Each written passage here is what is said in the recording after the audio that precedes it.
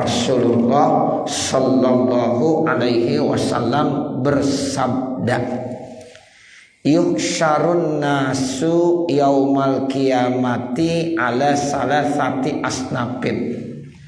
Manusia nanti akan digiring di padang mahsyar pada hari kiamat itu ada 3 kelompok. Jadi dibagi menjadi 3 kelompok, 3 golongan. Jadi ketika nanti manusia di padang mahsyar, ya itu nanti akan digiring mereka. Nah pada saat digiringnya di padang mahsyar, nah itu ada 3 kelompok. Ada golongan pertama, ada golongan yang kedua, ada golongan yang ketiga. Bagaimana mereka semuanya nanti dijelaskan sama Rasulullah. 3 kelompok ini Bapak Ibu Saudara, kata Rasulullah, pertama sinpun. Boleh bacanya begitu. Boleh juga bacanya sinpin. Ya. Jadi kalau kita baca sinpun, nah ini lebih bagus karena nanti ada khobarnya, sinpun musyatun dan seterusnya. Ya, jadi sinpun musyatun, 1 kelompok itu dalam kondisi jalan di atas kakinya. Ya, jadi jalan biasa di atas kaki. Seperti sekarang nih kita berjalan ya di atas kaki kita masing-masing. Itu kelompok yang pertama. Jadi nanti di padang mahsyar Bapak Ibu Saudara ada manusia yang saat digiring ya itu dengan berjalan kaki. Nah itu yang disebut ya sinpun ya musyatun. Musyah itu jamak taksir dari masin. Masin musyah. Ya kalau masin bentuknya mufrad, 1 orang yang berjalan. Kalau 2 orang masyani. Nah kalau udah 3 ke atas namanya musyah. Itu musyah itu termasuk jamak taksir namanya. Ya, jadi jamak taksir itu mataghayyara an bina'i mufradihi. Ya, jadi yang berubah dari bentuk mufradnya itu namanya jamak taksir. Ya, jadi ini termasuk jamak taksir. Sinpun musyatun, 1 kelompok yang memang berjalan di atas kakinya. Yang kedua, wasinpun rukbanun, 1 kelompok lagi yaitu ada yang naik kendaraan. Nah ini enak kan nih, ya naik kendaraan. Sama sama kita di sini, ya ada yang naik sepeda, itu namanya kendaraan juga. Ada yang naik motor. Nah motor juga jenisnya banyak, macam-macam. Ya ada yang naik mobil. Nah mobil juga nanti kendaraannya macam-macam. Mobil yang model biasa, ya mobil 1 juta umat apaan? Avanza. Ya. Nah begitu. Jadi ada mobil 1 juta umat ya. Ada juga mobil yang istimewa mungkin kali. Ya, yang kelas tinggi. Nah, tapi semuanya berkendaraan. Jadi nanti orang Bu, Bapak, ya di padang mahsyar begitu. Ada yang naik kendaraannya ya biasa, ada yang mewah, ya. Nah, itu tergantung amal. Tergantung apa? Amal ibadah. Nah jadi kalau kita pengen naik kendaraan mewah, sekarang kita perbanyak amal ibadah Bapak Ibu Saudara. Jangan merasa cukup. Gue udah cukup dah. Kayaknya kalau menurut hitungan gue udah banyak banget amal ibadah gue dah. Jangan begitu. Ya, jadi kita terus perbanyak ibadah. Perbanyak ibadah. Makanya salah satu ajarannya kita kalau masalah ibadah ngelihatnya jangan ke bawah. Ya, ke atas. Contoh yang di atas, sehingga motivasi kita ibadah terus meningkat. Jangan ke bawah. Kalau ke bawah ya merasa kita udah paling benar. Ya itu begitu. Kita udah paling benar banget dah nih. Ya orang lain masih begini begitu, tapi saya udah begini. Jangan ngelihat, jangan ke bawah kalau masalah ibadah. Lihat ke atas. Betapa banyak dari hamba-hamba Allah yang begitu rajin ibadahnya, tiada hari tanpa ibadah. Ada yang saya baca Bu, Bapak, di dalam kitab-kitab orang-orang as-salafus saleh Ada yang sehari bisa menghatamkan 2 kali Al-Quran. Itu gimana? Ada yang 1 kali. Ada yang 3 hari sekali hatam Quran. Ada yang seminggu sekali hatam Quran. Ada yang 2 minggu sekali. Ada yang sebulan sekali. Ada yang 2 bulan sekali. Ada yang 3 bulan sekali. Ada yang setahun sekali. Ada yang sepanjang umurnya kagak pernah hatam Quran. Begitu. Jadi kita lihatnya yang mana nih Bapak Ibu Saudara. Nah tentunya kita kepengen yang mereka bisa rajin baca Quran. Tuh begitu. Jadi makanya kalau kita ngaji begini ini ada tajdidul iman. Tuh jadi iman kita direformasi. Ya terus ada semangat. Sehingga habis ngaji ada keinginan hari ini ibadah saya harus lebih baik dari hari kemarin. Nah hari esok ibadah saya harus lebih baik dari hari ini. Tuh jadi manfaatnya orang ngaji begitu. Ya makanya kenapa orang ngaji pahalanya gede banget. Karena setelah ngaji ada peningkatan. Kualitas ibadahnya akan lebih bagus. Nah itu ya jadi ini penting sekali. Ya, sehingga nanti di padang mahsyar orang itu macam-macam. Kata Nabi satu ada yang jalan. Kan kita pengennya jangan jalan capek. Ya, itu udah panas. Ya matahari udah di atas kepala kita. Ya panas. Nah kemudian kalau kita jalan lapak, telanjang, ya itu kan begitu. Ya kita nggak pakai sendal, nggak pakai sepatu. Itu kan bahasa kampungnya apa tuh? Nyeker. Ya kita nyeker. Nah kalau berkendaraan kan enak. Di dalam kendaraan kita Masya Allah itu namanya rukban. Ya dia dalam kondisi berkendaraan. Nah yang ketiga kata Rasulullah wasin pun musyatun ala wujuhihim. Ada lagi kelompok yang ketiga yaitu mereka berjalan di atas mukanya. Jadi jalannya di atas muka. Kan biasa kita jalan di atas kaki, iya. Tapi ini jalan di atas muka.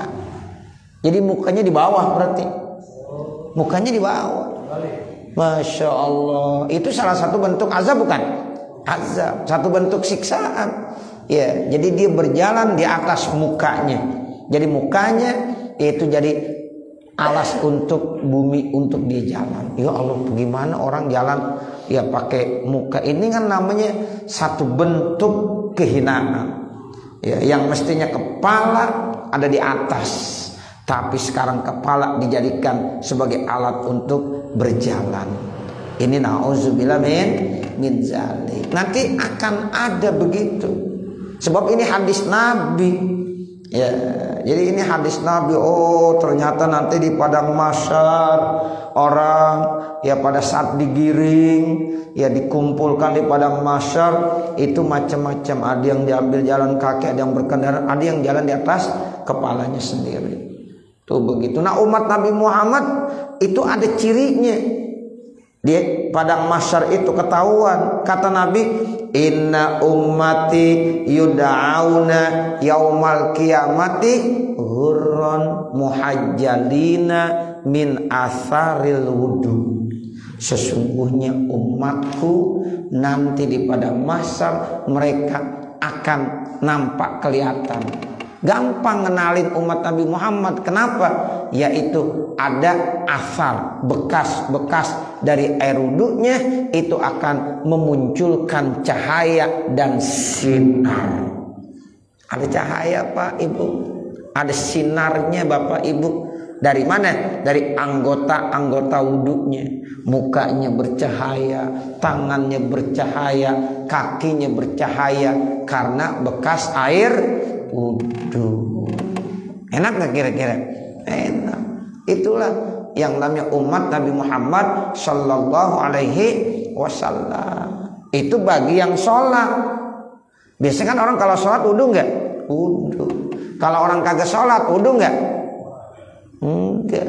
Makanya beda. Jangankan di akhirat, di dunia aja kita bisa kenali nih muka-muka orang yang sholat sama muka yang kagak sholat tampil beda. Betul apa betul? Iya. Ibu mukanya lain, bercahaya Bu, karena ada asar wudu, ada cahaya daripada wudu. Ya, tapi kalau ada orang yang kagak pernah sholat, dari mukanya udah lihat tuh kelihatan, raut mukanya udah beda. Nah begitu. Jadi orang Islam itu bercahaya mukanya. Di dunia aja kita bisa kenalin nih orang ahli sholat, nih orang yang bukan ahli sholat, kelihatan udah. Nah nanti di akhirat, masya Allah, itu begitu. Dari ya sholatnya karena disuka berwudu, maka akan memunculkan cahaya, akan memunculkan nur. Ya itu begitu. Nah makanya kita di dunia jangan sampai kagak sholat, ya jangan sampai tidak sholat tuh begitu.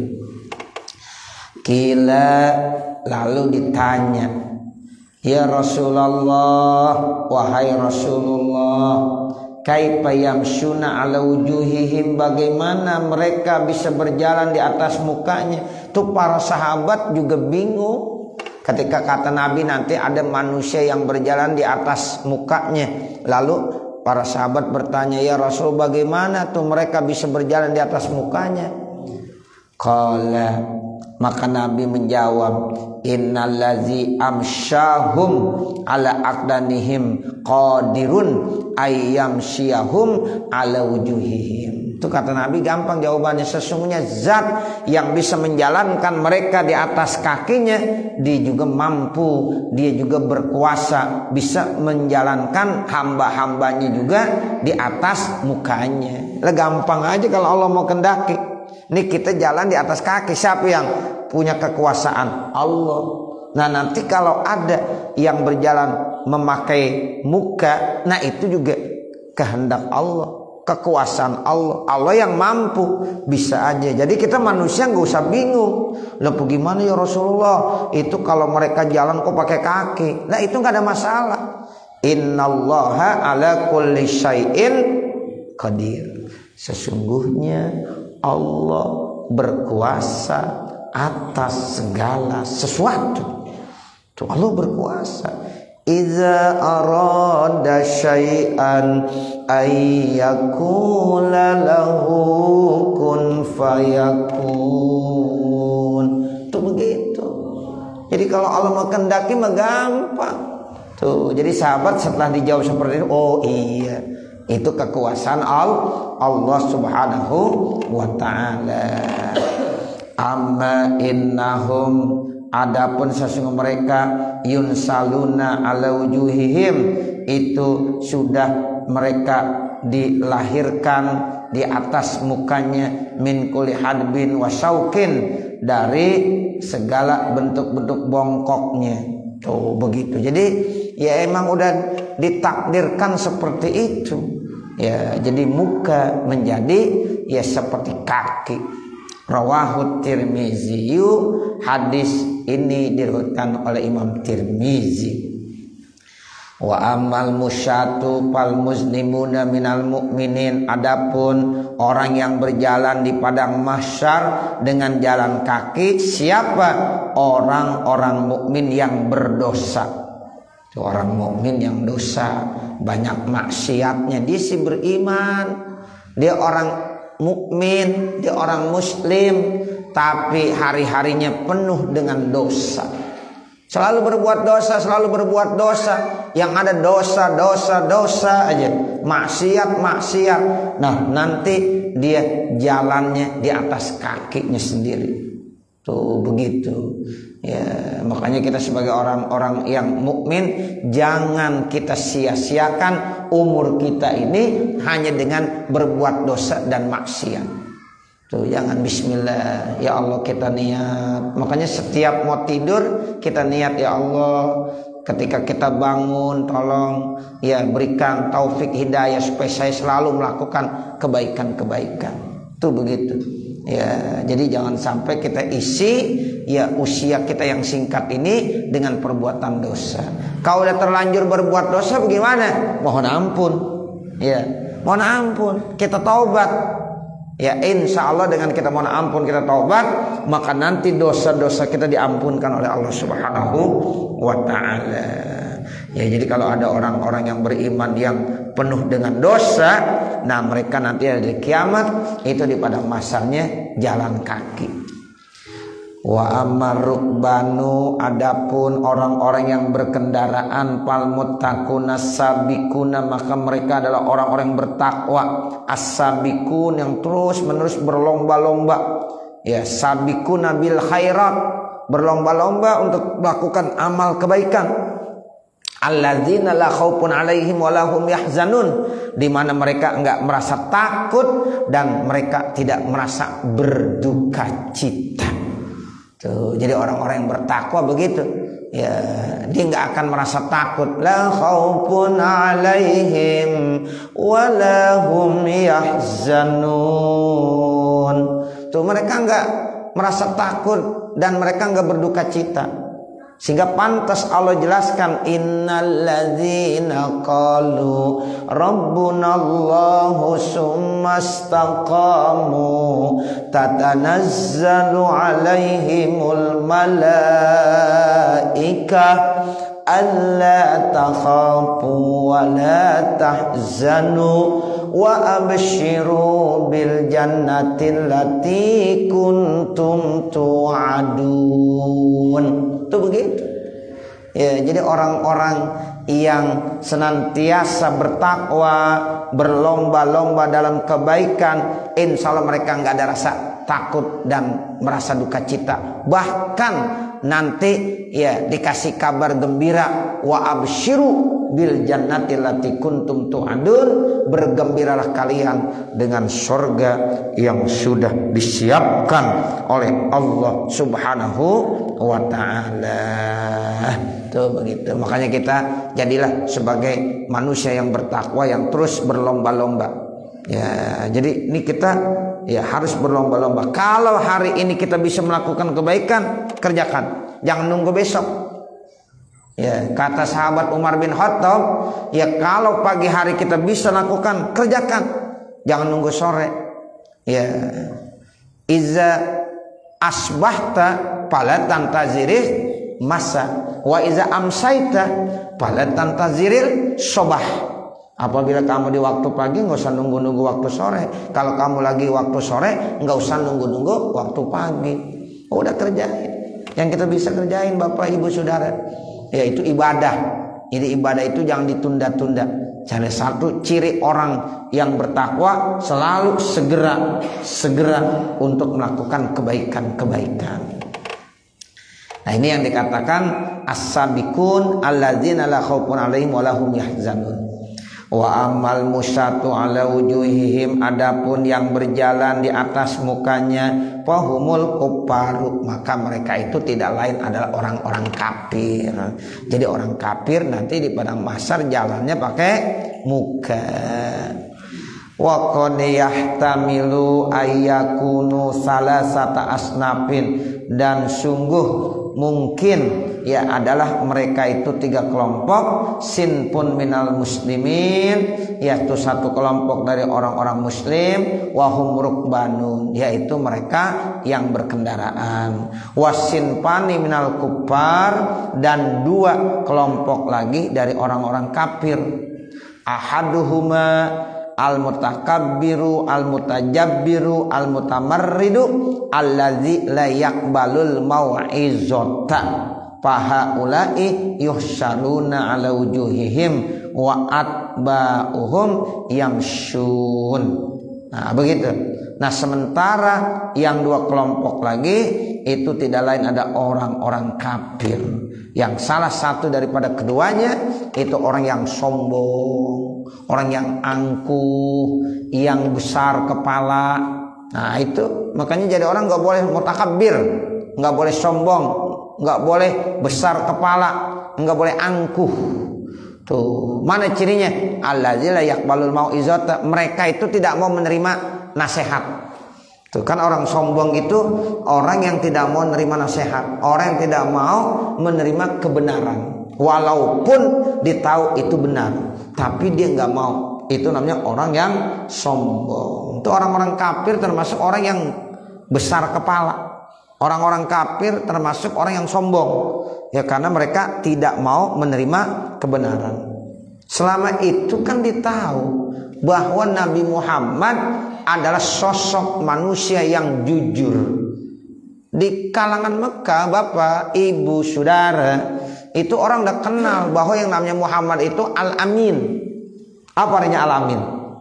Terpercaya, jujur, kagak pernah bohong, kagak pernah berkhianat. Apa yang diucapkan benar, apa yang dikerjakan benar. Itu mereka udah tahu semuanya bahwa Muhammad ada orang yang jujur, yang benar, nggak pernah berkhianat, nggak pernah berbohong, nggak pernah berdusta.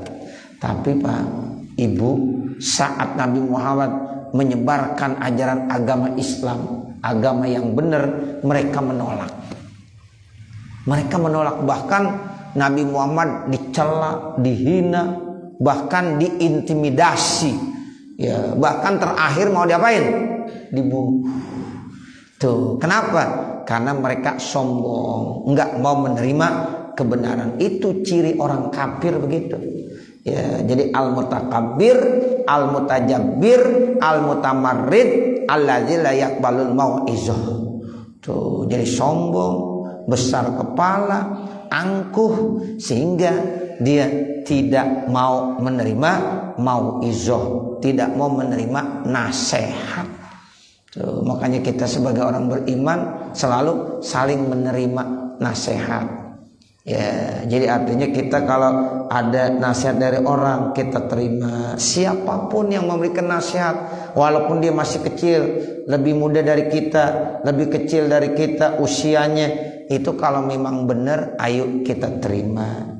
Ya, itu begitu. Apalagi orang tua yang nasihatin kita itu benar, kita terima. Anak muda aja, ya kalau memang dia benar, tetap kita harus terima. Tuh, kebenaran itu datangnya bisa dari orang yang lebih tua dari kita, bisa juga orang yang lebih muda dari kita. Jangan nggak mau, ya nggak boleh. Makanya kata Sayyidina Ali, unzur ila maqal wala tanzur ila manqal, kan gitu ya. Ya, jadi lihat apa omongannya, jangan kamu lihat siapa yang ngomong. Tuh, kalau memang yang bicara itu inti omongannya bagus, terima kalau itu benar. Ya, walaupun itu ya datangnya dari orang yang biasa-biasa aja. Tapi jangan kita lihat siapa orang yang ngomong. Makanya kita kalau nanya, emang siapa yang ngomong? Jangan begitu. Ya, dia yang ngomong. Jangan. Ya, lihat omongannya. Omongannya bagus nggak? Bagus, terima. Benar nggak? Benar, terima. Ya, itu begitu ya. Itu diajarkan sehingga nanti tidak ada menimbulkan rasa kesombongan dalam diri kita, apalagi tidak mau menerima nasihat. Fahaulai, maka mereka itu yusyaruna ala wujuhihim, akan digiring di pada masar di atas mukanya, wa atba'uhum, dan pengikut-pengikut mereka yamsyun, ya sementara pengikut mereka juga sama berjalan seperti itu. Al haditsa, baca hadis secara sempurna. Qauluhu alaihi salam, bermula sabda Nabi Muhammad sallallahu alaihi wasallam, raghibina rohibina. Artinya raghibin penuh dengan yaitu rasa cinta. Raghibin rohibin, kalau rohibin penuh rasa takut. Ya, makanya ada targhib, ada tarhib. Ya, ada tuh kitabnya, kitab At-Targhib wa Tarhib. Nah, itu isinya ada yang memberikan motivasi yang baik-baik, ada yang ya memberikan nasihat yang menakutkan. Itu ada targhib, ada tarhib. Nah, jadi memang kita perlu di satu sisi perlu ada motivasi. Raghibin, tuh raghibin itu ya kita suka, ada motivasi. Ada lagi rohibin. Rohibin itu artinya yang menakutkan. Ya, kita juga perlu saat-saat tertentu harus takut. Ya, perlu ada sifat cinta dan sifat takut. Seperti itu. fima sayati, pada apa yang akan datang, ya awamul mukminina, oleh umumnya orang-orang mukmin, alladzina khalatu amalan sholihah, mereka mencampurkan amal baik, wa akhru sayian, dan juga lainnya itu amal yang tidak baik. Kadang-kadang ada orang-orang beriman, amal kebaikan dikerjakan, tapi di satu sisi dia masih mencampur adukan dengan perbuatan-perbuatan yang tidak baik. Nah, itu termasuk la'allahum, nah mungkin mereka itu masuk dalam kategori ashabul maksiati, yaitu orang-orang yang suka melakukan maksiat. Ya beriman dia sih Bapak Ibu Saudara, tapi suka berbuat dosa juga. Ya, itu namanya mereka mencampur adukan amal kebaikan dengan amal-amal yang tidak baik. Makanya disebut ahlul maksiat atau ashabul maksiyah. Ya, orang yang suka melakukan perbuatan maksiat, dosa. Wa humus sinful awalu. Nah, itulah namanya kelompok yang pertama. Wasin pusani, sementara kelompok yang kedua ar-rukbanu al-musri'una ila ma'adalahum fil jinan, yaitu mereka berkendaraan yang cepat sampai apa yang Allah janjikan nanti masuk ke mana? Ya fil jinan. Jinan itu artinya surga. Kalau janan hati. Ya, beda tuh. Ya, misalnya raudatun min riyadil jinan. Jangan janan. Ya, Allahumma ij'al kuburahum raudatan min riyadil jinan. Bacanya jimnya dibaca kasroh, jinan, berarti jamak daripada jannah. Kalau jannatun satu sorga, kalau jinan beberapa ya sorga. Tuh. Kalau janan itu hati, ya, jadi beda artinya. Ya begitu, jadi ya jannah min riyadil jinan. Allahumma ij'al kuburahum raudatan min riyadil jinan wala taj'alha hupratan min huparin niron. Begitu ya. Ya, sering kita baca Bapak, ya kadang-kadang suka mimpin tahlil. Nah, itu sering kita baca doa wahbah, di antaranya begitu kan? Allahumma ij'al kuburahum raudatan min riyadil jinan wala taj'alha ya hupratan min huparin niron. Jadi kuburnya kita doakan supaya menjadi taman daripada taman surganya Allah. Jangan sampai kuburnya menjadi lobang dari lobang api neraka. Nah, seperti itu. Ya, jadi mereka kadang-kadang mukmin tapi suka mencampur adukan amal solihnya dengan amal-amal tidak baik, sehingga mereka dikatakan ashabul maksiyah. Itu masuk kelompok pertama. Nah, kalau kelompok yang kedua, mereka adalah yang dikasih ya rukban, ya nanti dia naik kendaraan cepat ila ma'adalahum, sampai apa yang Allah janjikan buat mereka, yaitu surga. Wahum, dan mereka itu siapa? Ya, yang naik kendaraan cepat sampai ke surga. Alladzina jatanabus syubuhat, yaitu mereka yang menjauhkan dari berbagai hal yang syubuhat. Jangankan yang haram, yang syubuhat aja dijauhkan. Ya kan ada halal, ada haram. Nah, antara halal dengan haram apa namanya? Syubuhat. Ya Bapak Ibu ya. Jadi kata Nabi, innal halala bayyinun wa innal harama bayyinun. Terus wa bainahuma umurun mustabihat. Di antara yang halal dan yang haram ada namanya mustabihat. Nah, ini yang mustabihat ini kita jauhkan. Ya, karena masih remeng-remeng. Ya, mustabihat itu masih apa? Masih remeng-remeng. Ini halal apa haram ya? Halal apa haram? Ini halal jelas, ini haram jelas. Nah, yang ini nih masih remeng-remeng nih, mustabihat namanya, itu jauhkan juga. Nah, kalau kita pengen selamat, yang mustabihat, yang syubuhat itu kita jauhkan. La'allahum as-sabiqun, sehingga nanti mereka termasuk as-sabiqun, orang-orang yang di awal, yang pertama kali masuk ke dalam surga, cepat dimasuk surga, karena nggak ada lagi pertanyaan. Ya, jadi nggak ada lagi hisab karena nggak ada masalah mereka. Ya, yang halal dikerjain, ya diambil, yang haram ditinggalkan, yang syubhat bagaimana? Ditinggalkan juga. Nah insya Allah nggak ada masalah dalam dirinya, sehingga mereka termasuk as-sabiqun, orang yang cepat masuk ke dalam surga, tidak ada halangan yang merintanginya. Tuh seperti itu. Nah, sampai sini dulu Bapak Ibu Saudara, mudah-mudahan apa yang kita baca ada manfaatnya. Sebelum ditutup dengan doa biasa, saya kembalikan kepada pembawa acara. Maka mulai bertanya Ibu dengan bertanya di belakang dijawab.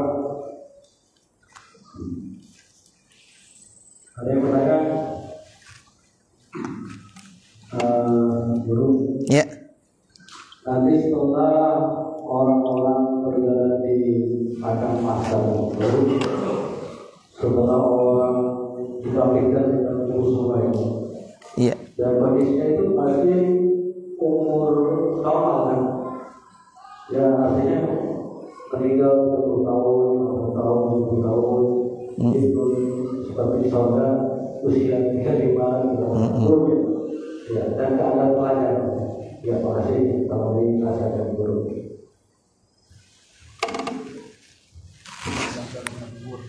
Jadi memang Bapak Ibu Saudara, nanti ketika manusia dibangkitkan dari kuburnya, itu memang akan mengalami beberapa fase, beberapa pos begitu. Jadi nanti yang disebut dengan ya yu'minuna bil ghaib, ini harus kita percaya sebagai orang beriman. Jadi setelah kita meninggal dunia, ada tuh fase-fasenya. Nanti ada pertanyaan malaikat munkar nakir itu. Kemudian nanti setelah itu ya kita akan dibangkitkan, yaumul ba'si namanya. Setelah dibangkitkan nanti kita dikumpulkan di padang mahsyar. Nah itu yang tadi dikasih info bahwa orang kalau di padang mahsyar dalam keadaan apa? Hupatan urotan. Nah begitu, telanjang. Ya bahkan seperti dilahirkan belum pada sunat. Tuh, jadi ya orang laki tuh ya seperti ya kembali asal belum sunat. Semuanya begitu. Siti Aisyah saat itu nanya, ya Rasulullah, kalau telanjang saya malu dong. Ya Allah, bagaimana? Kata Rasulullah, saat itu di padang mahsyar manusia sudah tidak memikirkan yang macem-macem. Udah kagak berani ngelihat macam-macam udah, karena dia memikirkan bagaimana nasib saya, bagaimana nasib saya. Nah seperti itu. Lama nanti ya fasenya banyak, tahap-tahapannya. Nanti ada hisab, ada mizan, termasuk nanti ada sirat. Nah kalau udah sirat baru masuk ke neraka atau masuk ke sorga. Nah begitu. Nah ketika di sorga manusia baru istimewa.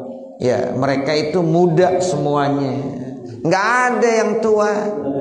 Iya di sorga nggak ada nenek-nenek. Ya di sorga nggak ada kakek-kakek. Nah begitu. Mereka semuanya muda. Ya antara usia 30-an. Nah seperti itu. Itulah nikmatnya Allah kasih mereka masuk ke dalam surga. Nah seperti itu. Tapi sebelum masuk surga mesti ada fase-fase yang harus dilalui. Nah diantaranya ini padang mahsyar yang kita sedang bahas. Nah di padang mahsyar aja orang udah macam-macam, udah ketahuan. Kalau orang yang aman yang tadi naik kendaraan cepat dia nanti ya untuk ya melintasi sop atau fase-fase atau pos-pos yang ada. Nah itu semuanya dilalui dengan cepat aman sampai masuk ke dalam surga. Itu seperti itu ya. Kalau tidak ada pertanyaan tidak doa. Iya. Ada orang yang berpendapat bahwa uang kas masjid bisa digunakan untuk selain kepentingan masjid. Apakah itu betul atau salah? Dan ada juga yang bilang tidak boleh digunakan selain untuk kepentingan masjid. Yang betul yang mana? Ada pendapat begitu dari jamaah penjelasan dari itu. Mohon penjelasan dulu terkait tentang selain kepentingan masjid, contohnya apa gitu? Seandainya ada di lingkungan kita orang yang perlu dibantu dia sangat membutuhkan. Apakah kita bisa menggunakan uang kas masjid? Oh begitu, iya. Baik, ini pertanyaan. Jadi begini Bapak Saudara, ya masjid musola itu biasanya memang punya kas. Ya. Nah ini kas ini harus digunakan untuk kemaslahatan masjid, termasuk kemaslahatan umat, gitu. Untuk kemaslahatan masjid dan termasuk kemaslahatan umat. Pertama, ya untuk kemaslahatan masjid dulu. Masjid jangan sampai di masjid ini masih banyak kekurangannya, tapi tidak digunakan itu uang. Nah seperti itu. Makanya itu amal akan berjalan terus tuh, sehingga kalau digunakan insya Allah ya itu ada. Jangan disimpan aja. Ya kalau disimpan nanti kasihan yang beramal itu, karena nanti nggak mengalir. Nah seperti itu kan, iza matabnu adam in kota amaluh illa min salas sodakotin jariyah. Sodako jariyah itu artinya sodako yang kita berikan ke masjid. Nah nanti dari pihak masjid manfaatkan ya untuk masjid dulu, karena untuk kemaslahatan masjid, kepentingan masjid. Nah manakala masjid sudah bagus, sudah tidak ada lagi yang diperlukan, ini perlu juga uang, jangan disimpan terus. Kebetulan ada tetangga masjid yang masih susah, perlu dibantu. Itu kalau masjid-masjid yang udah maju begitu Bapak Saudara, ya dibantu semuanya dengan ya uang masjid tadi, sehingga orang yang ada di sekitar masjid merasakan betapa manfaatnya ya itu masjid. Ternyata saya nggak perlu lagi ya ke rentenir. Ya rentenir kan bahaya. Karena apa? Karena udah mendapat bantuan dari masjid. Nah nanti cara bantuannya beda-beda, tergantung bagaimana kebijaksanaan dari pengurus.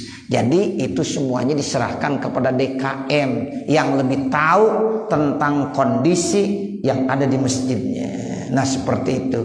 Jadi selama memang itu untuk kebaikan-kebaikan, baik kebaikan masjid maupun kebaikan umat, itu nggak apa-apa. Yang penting ada aturan mainnya, ada ya laporannya. Oh ini seperti ini, pengeluaran uang ini untuk ini, untuk ini, untuk ini, nggak apa-apa.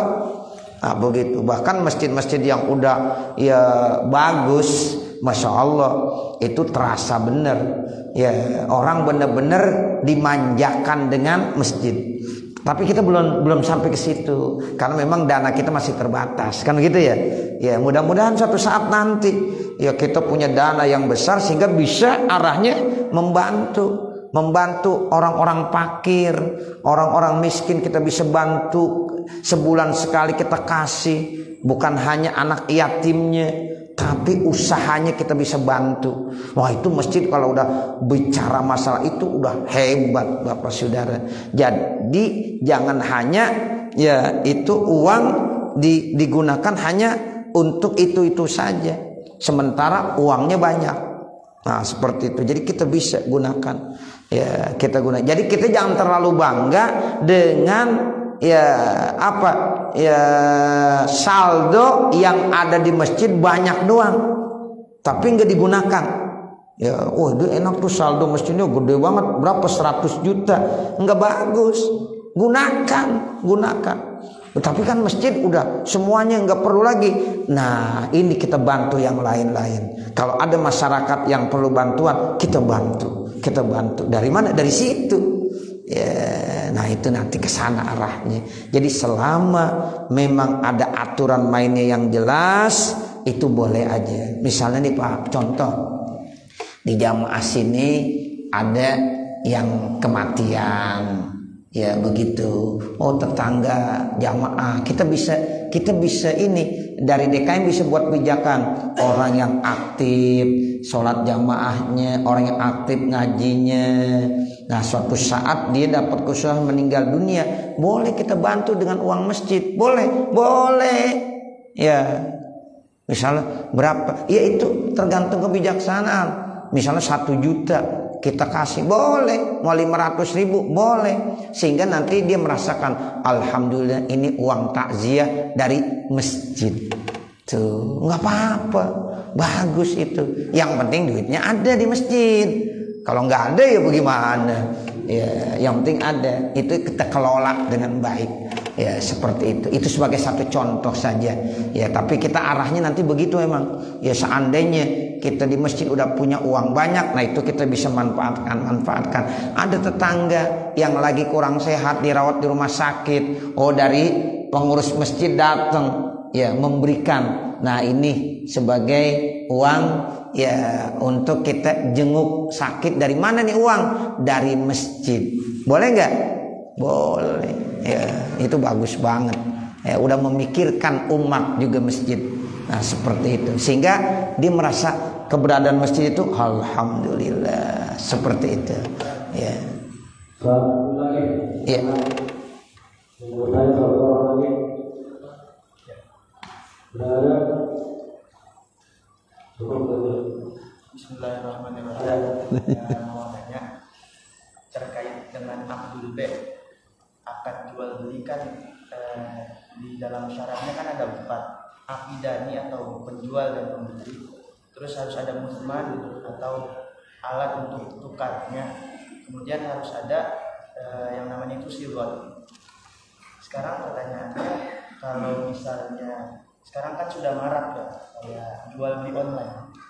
Yang namanya jual beli online kan silotnya nggak ada, terus musmannya juga nggak ada. Saat kita jual beli itu musmannya belum ada. Apalagi yang COD kan, kalau COD itu pasti barang datang baru musmannya ada. Jadi apakah itu kan nggak memenuhi syarat sebenarnya? Gimana? Iya, begini. Memang tantangan zaman seperti ini. Makanya fikih itu selalu berkembang. Ya, fikih selalu berkembang sehingga dia harus bisa menjawab tantangan kondisi zaman sekarang ini. Yang namanya online sekarang udah banyak nggak? Wah, sekarang dikit-dikit udah online, dikit-dikit udah online kan begitu. Tapi kalau memang itu jual beli, dia landasi ridho sama ridho, senang sama senang, udah boleh. Yang penting jangan mendatangkan bai'ul gharar. Kalau jual beli yang bisa mendatangkan tipu, ngoror, nah itu jelas haram. Nah, seperti itu. Makanya masalah ya ijab kabul mungkin nanti bisa dengan tulisan. Kita mesen dijawab, itu namanya udah ijab kabul namanya. Ya, orang kan kalau mau pesan barang pasti ada contohnya dulu ya. Ada contoh, itu contoh barangnya. Kita pesan, harganya kan pasti ada di situ kan, harganya. Yang penting jangan dicontohnya bagus sampainya jelek. Nah, itu goror. Berarti itu produsennya yang dosa, yang haram. Konsumen pengen beli barang ya dengan sistem online itu tetap boleh. Kenapa? Karena ada di situ, oh ini barangnya, harganya sekian, barangnya modelnya seperti ini. Contohnya dalam foto udah ada tuh, dalam gambar. Saya ambil yang ini. Ternyata sampai ya beda barangnya. Nah, ini yang kagak boleh. Berarti bai'ul gharar. Ya, tidak sesuai dengan contoh. Nah, begitu. Nah, itu untuk saat-saat ini COD juga boleh. Karena kita salam itu nanti. Kalau di bab fikih namanya salam, pesen. Ya, pesen barangnya ini sampai COD dah. Ya, cuma kasihan aja anaknya yang COD, yang bayarin orang tuanya. Kan begitu mulu sekarang. Ya, paket. Ya, COD Pak, COD. Anaknya mau kuliah, anaknya sekolah. Yang bayar siapa? Babanya. Ya. Nah, seperti itu. Sekarang udah canggih, Bu. Ya, kita nggak tahu, dikit-dikit ada paket. Ya memang udah begitu zamannya.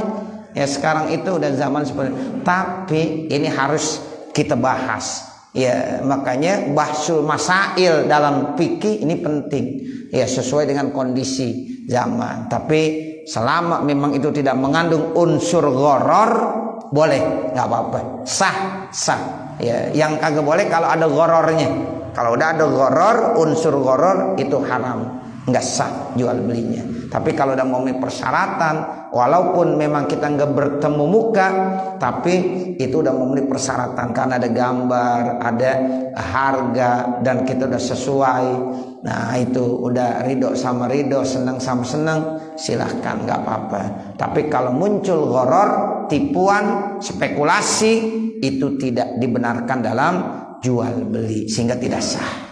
Begitu Bapak Ibu Saudara, mari ya kita tutup ya. Namun sebelumnya ini ada mohon kirim doa untuk Bapak Haji Dede Surman Ruhyat, kemudian Nani binti Edi Sugandi dan Ukar bin Aslim. Kita doakan semoga ya yang disebutkan namanya tadi senantiasa selalu mendapatkan limpahan rahmat maghfirah dari Allah Subhanahu wa taala.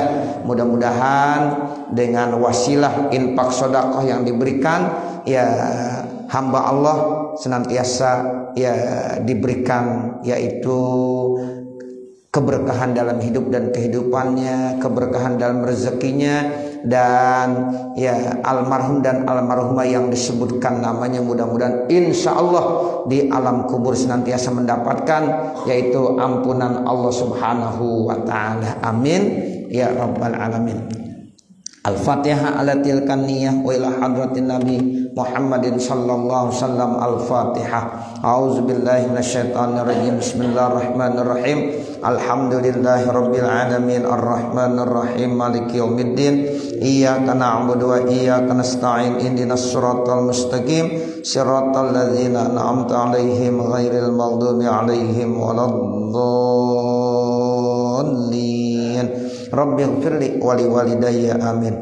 Untuk mengingatkan kembali ya bahwa ya Pondok Pesantren At-Thoriq Al-Muflihun akan mengadakan pengajian bulanan yang jatuhnya pada tanggal 2 Juli. Ya tanggal 2 Juli berarti minggu besok ya minggu besok. Nah untuk itu saya berharap kepada DKM Masjid Jaminul Huda beserta jamaahnya yang memang ada waktu dipersilahkan datang ke Pondok Pesantren At-Thoriq Al-Muflihun di Anyer dalam acara pengajian bulanan. Ya insya Allah saya tunggu di ya, Pondok Pesantren At-Thoriq Al-Muflihun Anyer. Mudah-mudahan alokasi kita keluasan waktu dan ya kesehatan. Ibu-ibunya juga silahkan kalau yang mau hadir ditunggu ya sambil weekend ya silahkan ya kita ngaji ya sambil kita weekend. Mudah-mudahan banyak manfaat yang kita dapatkan. Ya, mari sama-sama kita mengangkat kedua tangan kita. Bismillahirrahmanirrahim. Alhamdulillahirabbil alamin. Hamdan yuwafi ni'amahu wa yukafi mazidah. Ya Rabbana lakal hamdu wa lakas syukru kama yanbaghi li jalali wajhikal karim wa li 'azimi sultanik. Allahumma shalli ala sayyidina Muhammad wa ala ali sayyidina Muhammad. Allahumma inna nas'aluka ridhaka wal jannah wa na'udzubika min sakhatika wan nar. Allahumma shrah lana sudurana wa yassir lana umurana warham amwatana washfi mardana waqdi hawaijana wahtim bisolihati a'malana birahmatika ya arhamar rahimin. Rabbana atina fid dunya hasanah wa fil akhirati hasanah wa qina adzabannar. Wa sallallahu ala sayyidina Muhammadin wa ala alihi wa sahbihi wa sallam walhamdulillahi rabbil alamin. Wassalamualaikum warahmatullahi wabarakatuh.